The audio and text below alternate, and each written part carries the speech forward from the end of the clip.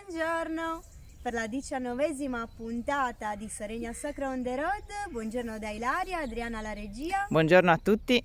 Oggi ci troviamo in Campidano, Sud Sardegna, siamo a Decimo Puzzu, ai piedi del Monte Idda. Siamo in compagnia di Silvia Piras. Buongiorno. Artista e anche guida turistica, che questa notte ci ha ospitato nel suo B&B Fiadora.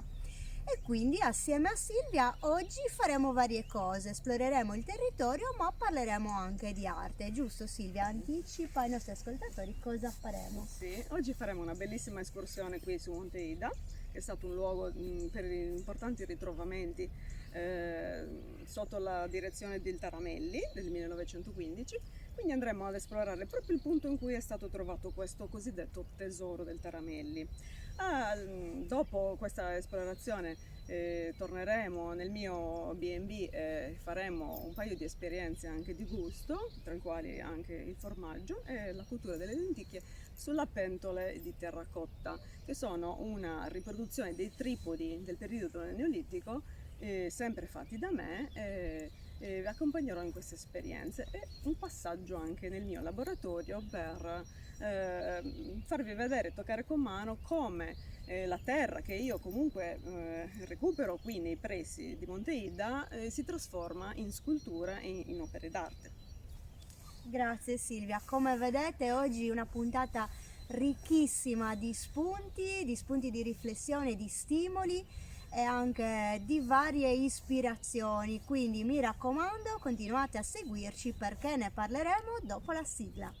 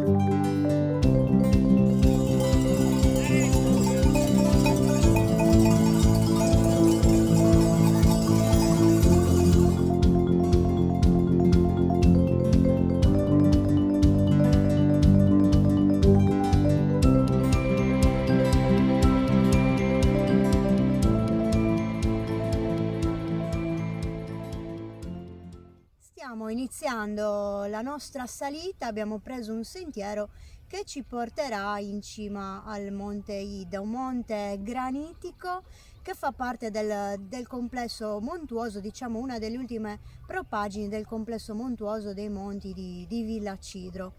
Ma prima vorrei chiedere a Silvia di farci un'introduzione un po' più approfondita di questo territorio dal punto di vista storico e archeologico. Decimo Puzzu è un territorio che ha dato tantissime testimonianze archeologiche e molto antiche.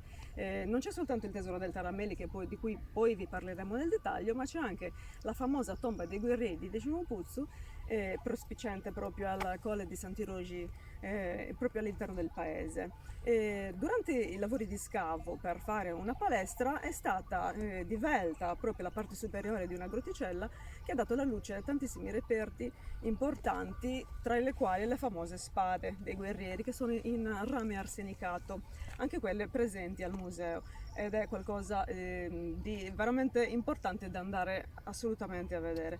Questa grotticella è molto importante perché conserva in sé 1500 anni di storia, cioè una stratigrafia di 13 livelli che raccontano tutta questa storia, quindi è molto bello andare a vedere come negli strati più profondi siano stati trovati reperti antichi di conchiglie, le cose proprio primitive di un popolo proprio antico, e mano a mano che si saliva in questi livelli vengono ritrovate sempre delle testimonianze che raccontano l'evoluzione di questo popolo fino alle spade di rame arsenicato, come dicevo. Ecco, queste sono le immagini delle spade che sono state ritrovate all'interno della grotticella. Risalgono circa a 1800 a.C.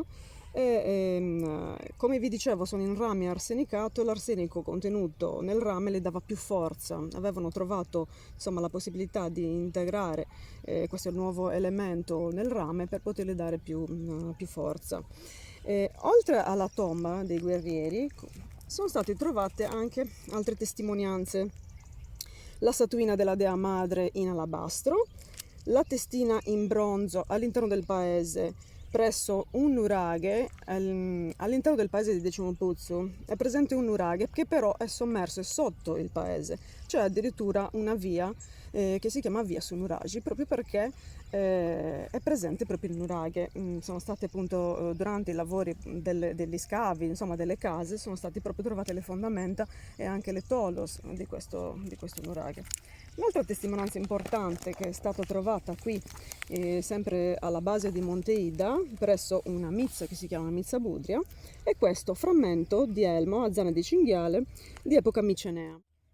Ecco, come vedete, un territorio ricchissimo di testimonianze, quindi oggi sfateremo uno dei miti, ovvero che in età preistorica, in età nuragica, molte persone pensano che abbiamo meno testimonianze nelle zone del Campidano piuttosto che in zone montuose come per esempio la Barbagia ed altre. In realtà non è affatto così. Il motivo per cui oggi abbiamo meno nuraghi, ad esempio, nel Campidano piuttosto che in altre aree della Sardegna è perché non si sono conservati, non sono giunti fino a noi. Questo perché chiaramente una zona così ricca di risorse dal punto di vista agricolo soprattutto è stata intensamente sfruttata fin dalla preistoria, fin dal Neolitico. Infatti la statuina di Dea Madre risale proprio al Neolitico. Quindi da questo momento in poi fino ai nostri giorni una zona veramente intensamente sfruttata dal punto di vista agricolo è abitata, e questo ha fatto sì che tra riusi e distruzioni oggi abbiamo meno testimonianze, mentre in altre aree della Sardegna che più avanti sono state praticamente abbandonate o comunque abitate magari soltanto dai pastori, o comunque più sfruttate da un punto di vista pastorale e meno inurbate, in tutto l'arco della storia chiaramente anche testimonianze come i nuraghi le troviamo meglio conservate, ma non vuol dire che in origine ce ne fossero di più, tutt'altro, probabilmente qui avevamo una densità molto maggiore sia di insediamenti che di nuraghi.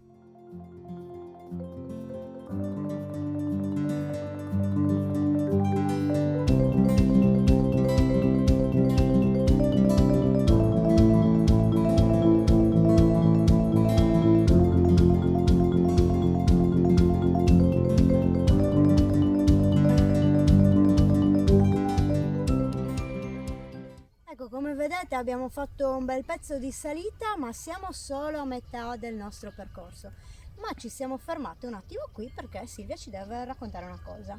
Sì, qui alle mie spalle potete vedere una cava che è stata utilizzata fin dai tempi antichi. Da questa cava pare che siano state estratte le pietre per fare immenire le tombe dei giganti presenti all'interno del paese.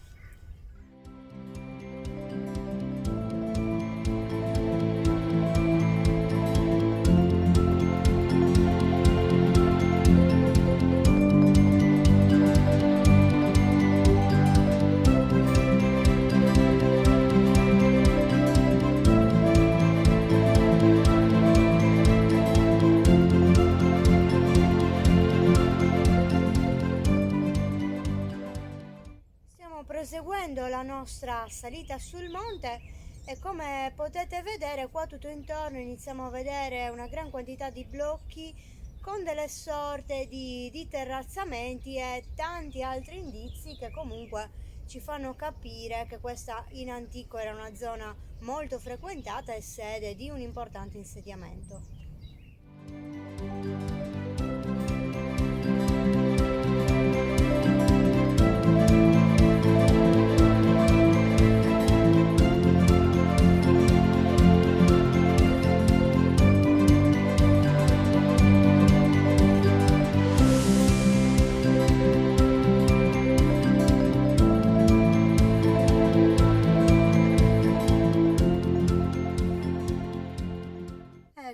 siamo finalmente arrivate nel punto dove fu scoperto nel 1915 questo importantissimo ripostiglio. Come ci racconta il Taramelli, fu scoperto da due pastori e poi immediatamente segnalato, così che appunto Taramelli poté fare gli scavi. Vi racconteremo più in dettaglio del ripostiglio, ma prima, per chi non sapesse cos'è un ripostiglio, spieghiamolo velocemente. Diciamo che definiamo ripostiglio una sorta di nascondiglio, può essere dentro un vaso, può essere dentro un incavo naturale. In questo caso era dentro un vaso, anzi dentro un grande vaso al cui interno se ne trovava un secondo dove appunto erano conservati questi oggetti. Quindi degli oggetti preziosi, in questo caso abbiamo numerosissimi bronzi che erano stati nascosti, occultati, con ovviamente l'intenzione di recuperarli e di riutilizzarli per una rifonditura. Infatti tra questi oggetti abbiamo anche tanti oggetti frammentari. Per farvi capire un po' la tipologia di oggetti di cui parliamo, vi diciamo velocemente: sono state ritrovate spade, pugnali, lance, ma anche oggetti di uso artigianale come delle seghe, dei trapani, oppure la materia prima come veniva scambiata e conservata, ovvero in forma delle cosiddette panelle in bronzo, ovvero dei lingottini che avevano una forma vagamente ricordante una pagnotta, e quindi per questo le chiamiamo panelle, e tanti altri oggetti interessanti. Come avete intuito, insomma, dal contesto e dal percorso che abbiamo fatto finora, trovare questo sito non è affatto facile, perché dopo gli scavi del 1915 poi le ricerche archeologiche non proseguirono, non fu valorizzato, e attualmente insomma è al suo stato naturale, potremmo dire. Tutta quest'area non è segnalata, nell'ultimo tratto non c'è nemmeno sentiero, per cui io personalmente sono veramente molto emozionata, perché è veramente difficile da trovare, e siamo riusciti ad arrivarci grazie a Silvia, che ha esplorato questo monte in lungo e in largo. Sì. Ed è stato determinante trovare questo punto proprio grazie alla descrizione dettagliata del Taramelli. C'è un particolare dettaglio che mi ha aiutato moltissimo, che è il menhir detta San Rocche su Vara, proprio per la sua conformazione che assomiglia al cappello di un vescovo. Questo menhir non c'è più qui, è stato buttato giù da Buontemponi negli anni 50 come prova di forza, però ci sono le tracce dei resti di questo menhir proprio alle pendici del monte. Mi sono fatta aiutare da una persona che qui ha trafficato tantissimo perché faceva pastorizia, e mi sono fatta descrivere dove fossero appunto i resti di questo menhir. Una volta che io li ho individuati, ho cercato appunto il basamento, perché il Taramelli descrive che appunto il ripostiglio è nei pressi del basamento del menhir. E il basamento l'ho riconosciuto perché presenta 4 fori tondi perfetti, che sono la testimonianza appunto che questo menhir è stato proprio posizionato sopra questo basamento, e pare che fosse anche molto alto, era più alto di 5 metri, e gli abitanti di Decimo Fuso raccontano che era visibile a vista proprio. Niente, io poi ovviamente non è stato facile, perché ho provato a discenderla e a risalirla, non è stato semplice. Il menhir purtroppo non è proprio raggiungibile, perché la vegetazione nel frattempo si è chiusa completamente, nonostante l'abbia visto e fotografato, non è proprio raggiungibile facilmente. Non è possibile accompagnarvi per visitare quello che resta del menhir. Vi faccio vedere la fotografia che feci all'epoca. Vedete proprio la conformazione che assomiglia proprio a quella del cappello del vescovo, che ha dato proprio la denominazione San Rocche su Vara.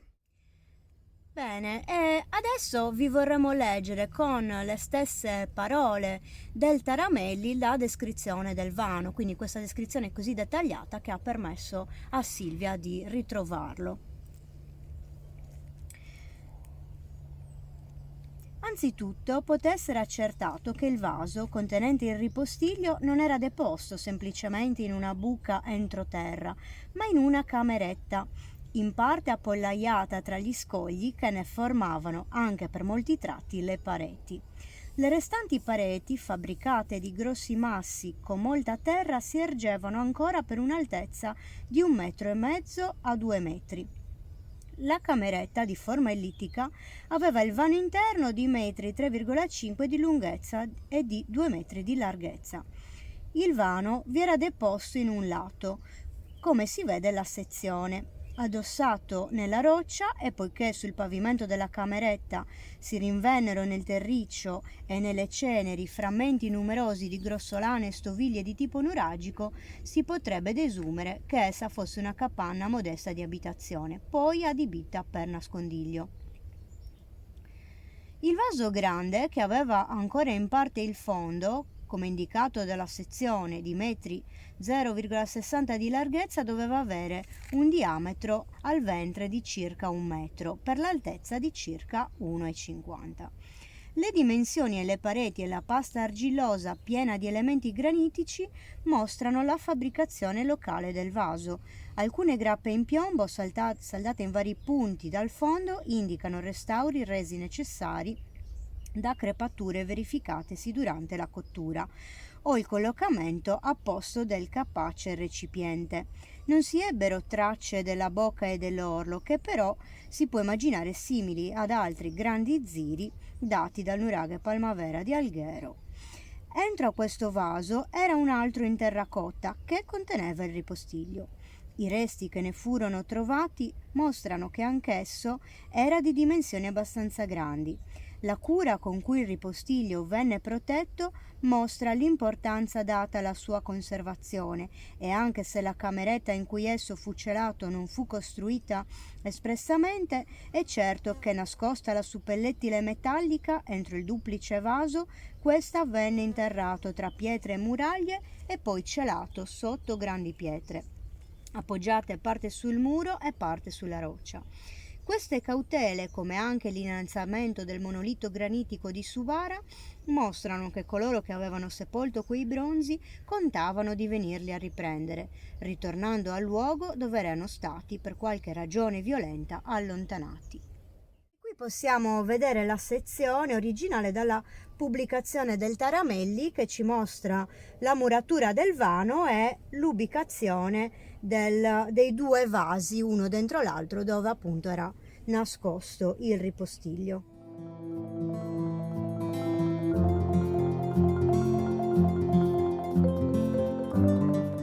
Questo era il basamento sul quale si ergeva il monolite Sa Rocca Suvara. Guardate che meraviglia il panorama che si vede da qua.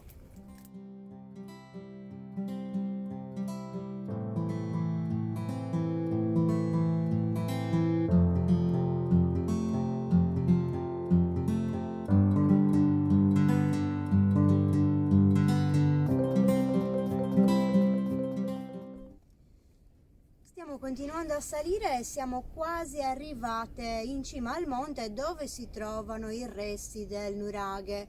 Ci siamo fermati un attimo per farvi notare la vista che si gode da qui. Come potete vedere, anche se siamo circa a 200 metri sul livello del mare, possiamo avere un'ampia panoramica a 360 gradi perché ci troviamo appunto in una pianura, quindi vediamo come questo monte, anche se non particolarmente alto, fosse molto importante dal punto di vista strategico, giusto Silvia? Sì, certo. Infatti ha una visuale molto ampia su gran parte del Campidano e da questo punto si può addirittura vedere il mare, lo Stagno di Sant'Agilla e alcune volte nelle giornate più chiare la Sella del Diavolo. E infatti qui alle nostre spalle possiamo vedere l'invaso del Cigerri. Oggi c'è una diga, ma ricordiamoci che il Cigerri è uno dei fiumi più importanti del sud Sardegna, che sfociava nella laguna di Sant'Agilla e nasceva in area sulcitana, per cui un'importantissima via di comunicazione che permetteva ai prodotti della costa di arrivare all'entroterra. Infatti anche qui abbiamo numerose testimonianze, ad esempio di molluschi marini.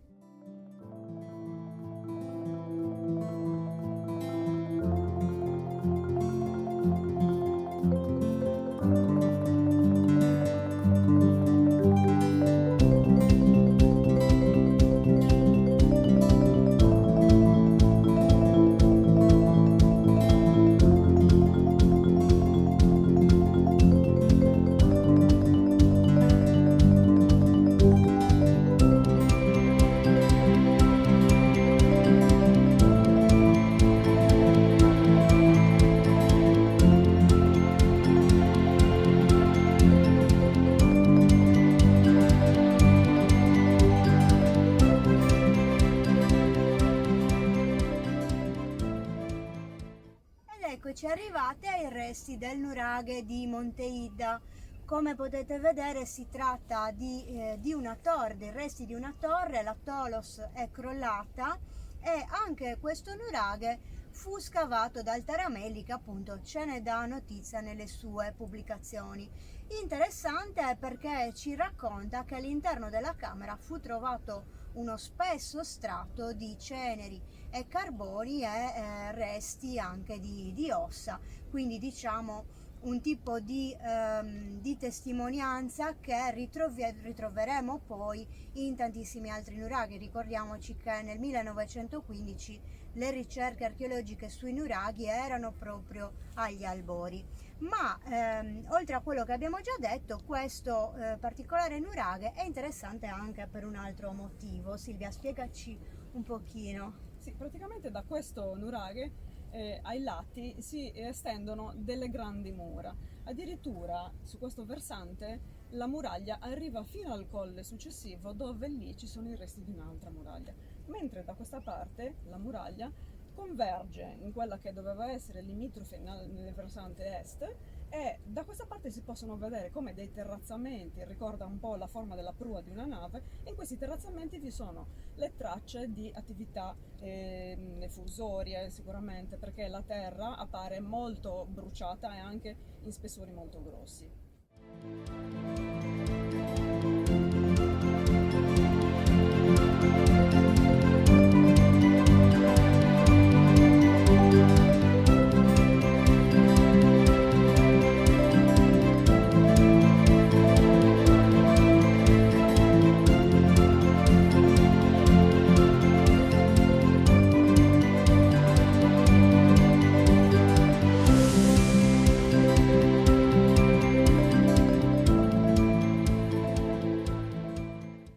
Siamo ritornati a casa di Silvia e come vi abbiamo anticipato prima, adesso inizieremo la preparazione del formaggio. Quindi Silvia, cosa facciamo? Quali sono le fasi? Sì, adesso mettiamo il latte nella pentola a scaldare e lo pastorizziamo fino a 70 gradi.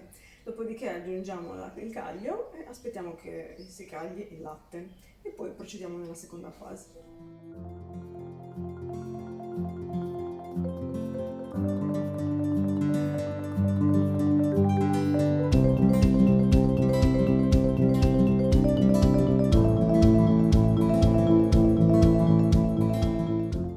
Ecco, abbiamo messo il latte a bollire e fra poco vedremo il laboratorio di Silvia, ma prima ci portiamo avanti con un'altra operazione culinaria. Adesso prepariamo il fuoco fuori e vorrei appunto farvi provare le lenticchie cotte in questa speciale pentola che è stata riprodotta da me. Come vedete è un tripode di epoca nuragica, non è invetriata, per cui i sapori che sono contenuti nella pietanza che andiamo a assaggiare provengono anche proprio dalla terra, ok? Che di volta in volta, man mano che si usa, mantiene un po' un sapore remoto delle pietanze precedenti, ok? È importante, ovviamente vanno sterilizzate, vanno poi pulite e messe in forno a una temperatura molto alta per poter appunto annullare tutte le possibili muffe e concentrazioni batteriche. Per cui adesso andiamo a accendere il fuoco e vi farò assaggiare le lenticchie.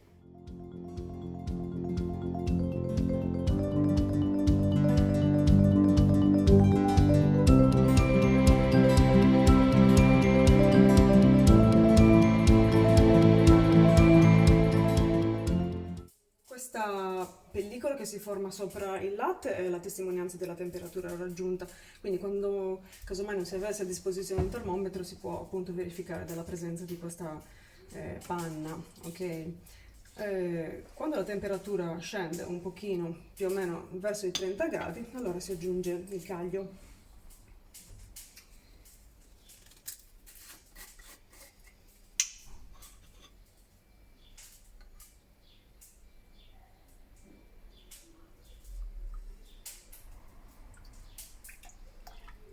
Si gira bene e gli si dà il tempo. Ecco, dopo aver avviato le varie cose, finalmente entriamo nel laboratorio di Silvia. Eccoci, benvenuti.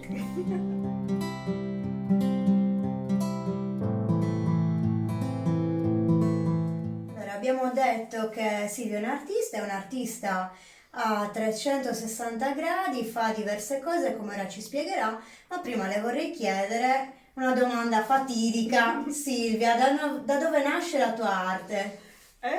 Dunque, nasce da molto lontano, perché io ho cominciato fin da bambina, insomma, a creare, a cercare di maneggiare qualsiasi cosa.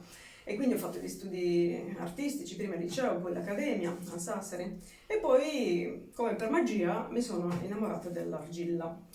Inizialmente, insomma, ho fatto delle prove forgiando dei manufatti semplici, ma poi l'amore per la mia terra mi ha portato a fare una ricerca diversa. E quindi il luogo dove siamo stati stamattina è stato fondamentale, perché lì io mi sono appassionata di archeologia, mi sono appassionata del culto della Dea Madre, mi sono appassionata della terra e ho fatto una esperienza incredibile in queste ricerche, ovvero ho trovato proprio in quei luoghi che sono i luoghi del mio cuore l'argilla che io utilizzo per le mie sculture.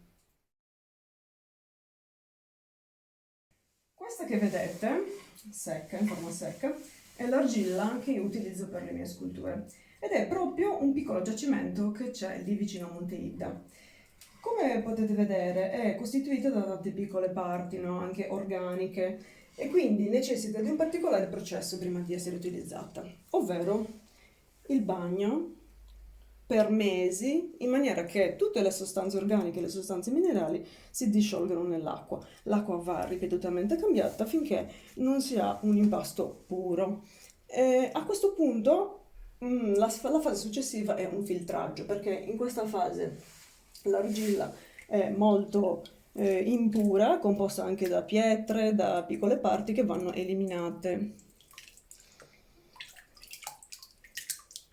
È un'emozione che io ci tengo sempre tanto a far provare ai miei ospiti, ovvero provare a toccare questa argilla, perché io la definisco viva, no? Non è quell'argilla che è passata attraverso i processi industriali, ma contiene ancora in sé addirittura semine e tante piccole forme di vita, per cui ha un'energia particolare. E io vorrei far provare questa esperienza adesso a Ilaria, così Proviamo. ci racconti, a parte la sensazione freddissima, perché è freddissima, che cosa ti trasmette? Ecco, voglio dire, è proprio una sensazione così.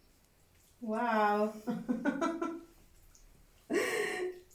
E poi il profumo, anche un odore proprio di terra. Di terra, sì. Ed è viva, no? Non ha un odore di una terra morta, voglio dire, minerale soltanto, è proprio viva. Ti piace come Sì, sensazione? confermo. Senti che ci sono Si mezzo... sente come se ci fosse qualcosa che brulica, no? Sì, vero. E ci sono anche tanti piccoli Inclusi, minerali, no? sì. Sono piccole pietruzze di quarzo che fanno da shamoto, no? In termini tecnici si chiama shamoto, ovvero quel materiale inerte che permette alla ceramica di non dilatarsi più di tanto. Ok, questo diciamo che lo possiamo paragonare ad una terra refrattaria. Infatti i nostri avi utilizzavano una ceramica proprio con delle inclusioni di granito, proprio perché questi sbalzi di temperatura allora erano molto frequenti, perché i forni erano a legna, quindi non c'era un modo di programmare la cottura in maniera regolare, c'erano degli sbalzi termici che creavano delle fratture. L'inclusione di questo materiale inerte all'interno della ceramica evita questo sbalzo, tant'è vero che per esempio oggi per le tecniche moderne, come per esempio quella del raku, che consiste nel tirare fuori il pezzo ancora rovente dal forno, è una tecnica molto, molto rischiosa, ci vuole una particolare terra appunto, quindi refrattaria, che sopporta questi sbalzi termici. Questa argilla è ricca appunto di quarzi naturali, io non ho inserito niente, e posso addirittura, in base al livello in cui estraggo l'argilla, regolare il tipo di inclusioni. Più vado in fondo e più è pura, mentre in superficie ci sono più quarzi. A seconda dell'utilizzo che voglio farne, vado più o meno in fondo. Questo che ho in mano è lo stato dell'argilla pronta alla modellazione. Una volta che è fluida e purificata si fa l'essiccazione deponendola su una base assorbente come può essere quella di gesso, per esempio.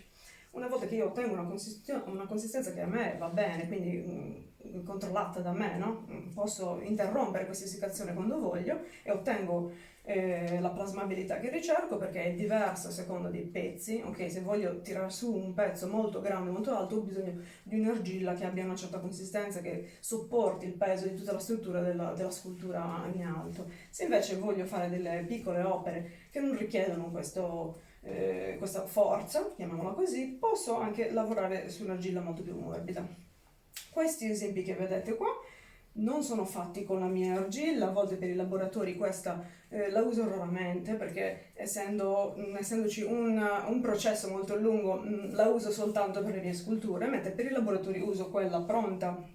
Ma questa esperienza la faccio sempre provare a tutti quanti, faccio sempre fare qualche cosa, un primo pezzo, ecco, ce l'hanno sempre. Gli altri poi sono fatti con l'argilla acquistata industriale.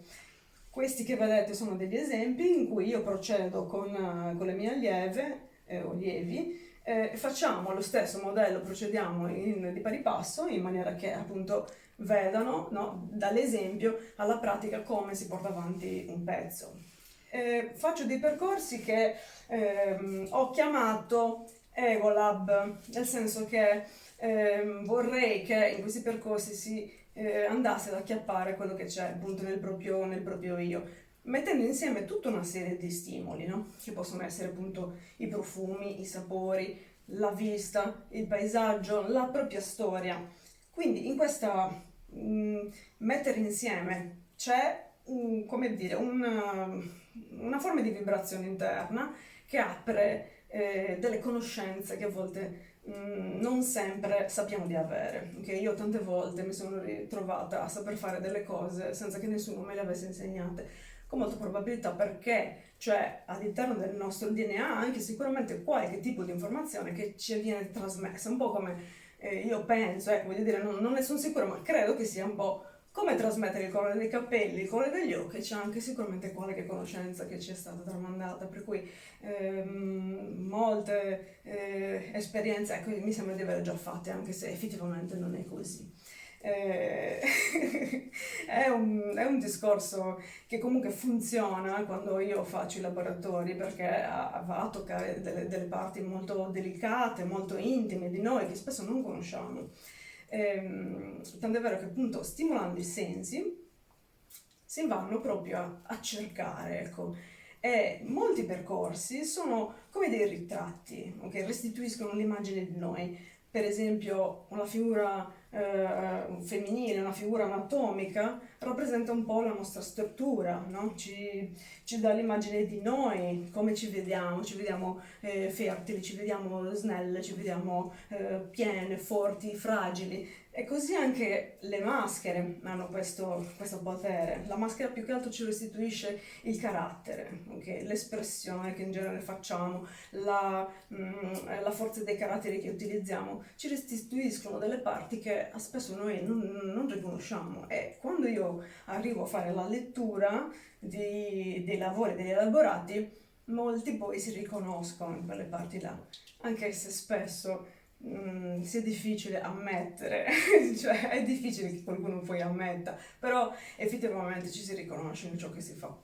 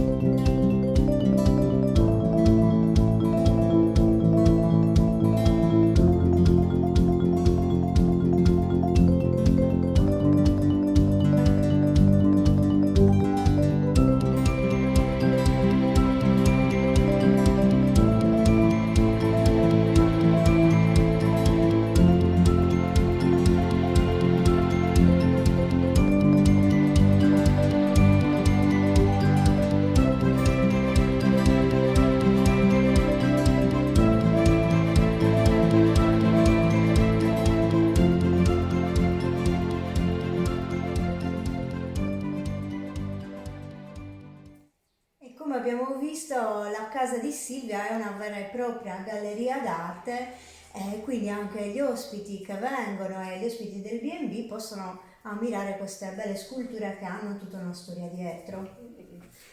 La colpevole, no, di questo mio percorso è questa piccola statuina qua, che mi ha dato tanto, perché il culto della Dea Madre insomma, racconta tantissimo. Ora, non mi voglio dilungare su questo, però per farvi capire come da qui e dalla riproduzione del cuneo vasi Ascos io abbia individuato una forma femminile anche nel vaso e abbia deciso di accentuarli e di darglielo, ok?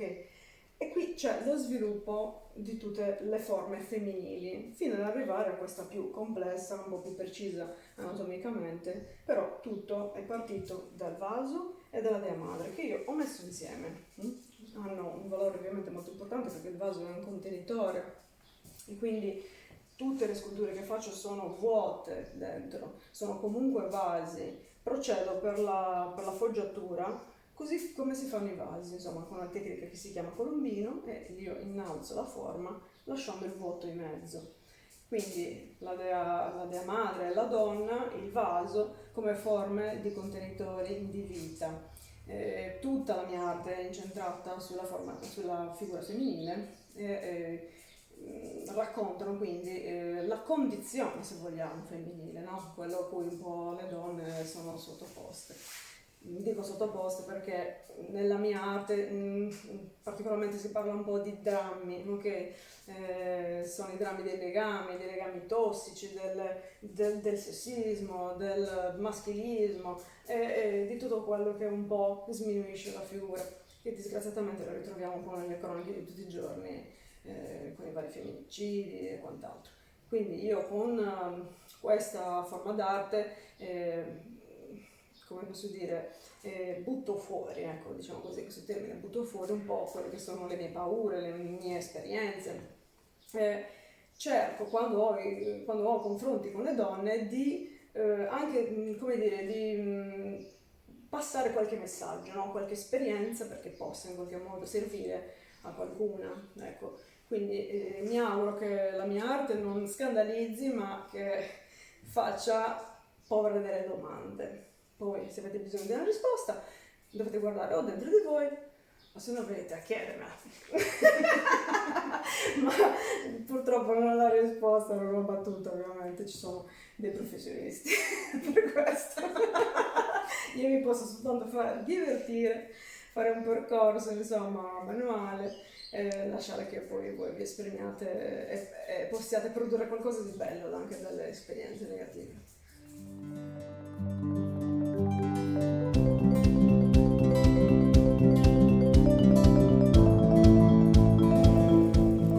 Ho appena versato le lenticchie, mancano un paio di ingredienti che sono l'olio di lentisco, che dà appunto quel sapore antico, uno spicchio d'aglio, un po' di sale e un paio di foglie di mirto.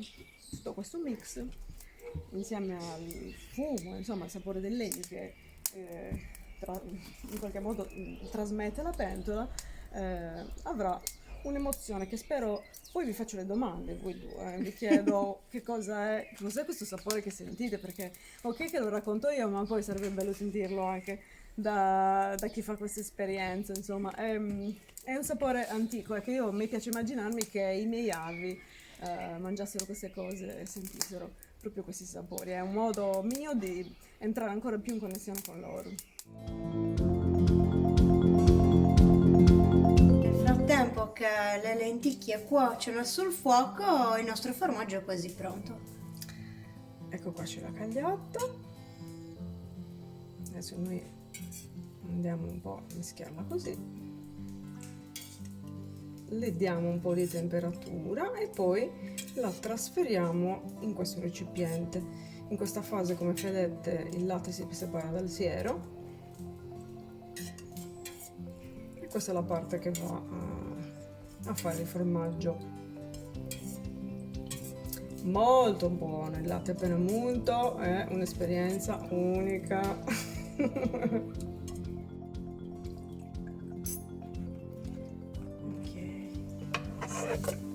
Passeggino, aspetta. Beh, Ilaria, cos'è l'emozione che non puoi non provare? Vediamo. Sembra un po' caldo, Beh, soffro. però è molto invitante.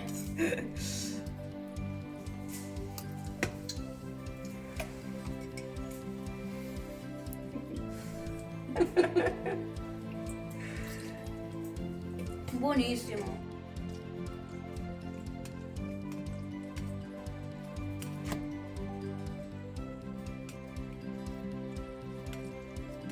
E poi le lenticchie pronte.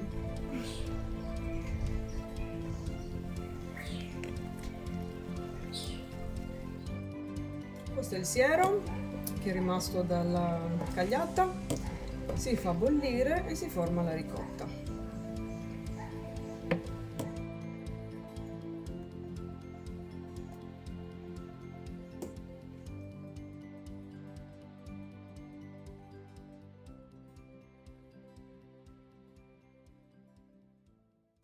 E siamo arrivate alla fine anche di questa puntata. Come vedete abbiamo già apparecchiato la tavola, abbiamo un languorino che non vi dico, le lenticchie sono pronte, il formaggio è pronto, abbiamo anche un sacco di altre prelibatezze e che dire, grazie davvero Silvia per questa bellissima e interessantissima giornata, è veramente speciale, grazie. Grazie a voi.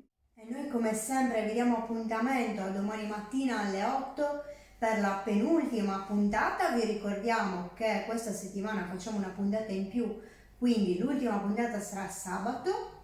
Speriamo che questo video vi sia piaciuto. Vi ricordo che ci piace tantissimo leggere i vostri commenti, quindi sbizzarritevi, diteci cosa ne pensate, tutte le vostre impressioni, e se vi fa piacere far conoscere il nostro progetto e far conoscere anche tutte le cose di cui abbiamo parlato oggi, condividete il video, siete invitati a condividerlo.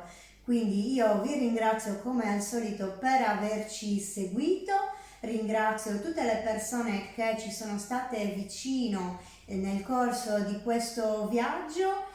E insomma state con noi ancora 2 giorni, grazie anche tantissimo a tutte le persone che stanno contribuendo ogni giorno con le donazioni per aiutarci a recuperare tutte le spese vive del viaggio, e grazie al nostro sponsor Makoko. Quindi ragazzi, da Decimo Puzzu per il momento è tutto e noi vi salutiamo. Ciao!